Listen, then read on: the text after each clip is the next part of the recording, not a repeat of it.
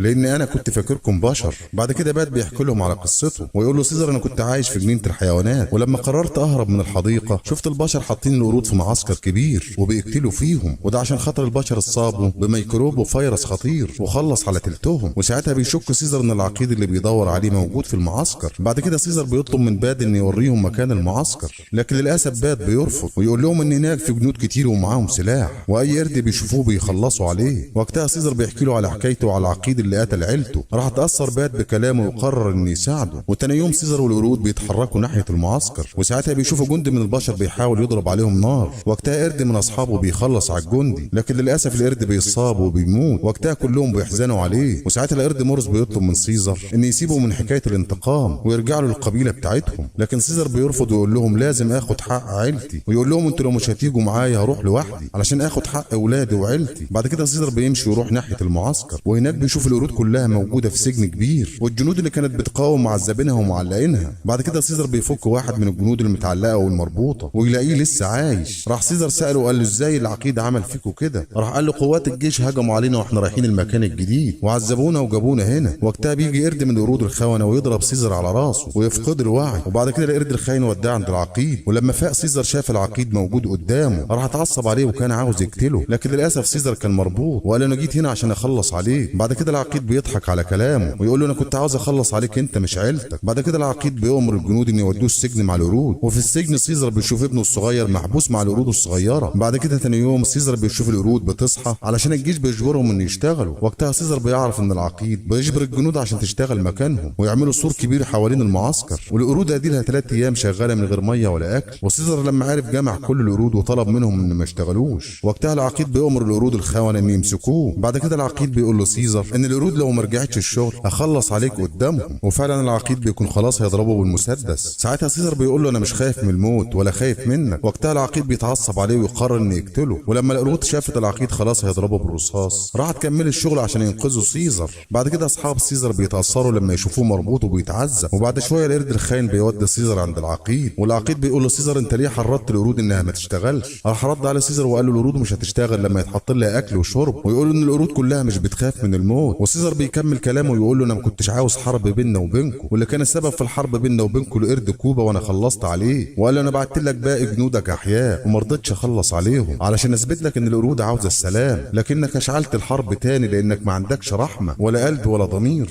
راح رد عليه العقيد وقال له انا ما اقدرش اوقف الحرب بيننا وبينكم علشان انتوا اذكياء واقوى من البشر، ولو ما خلصتش عليكم البشر هيكونوا في المستقبل عبيد عندكم.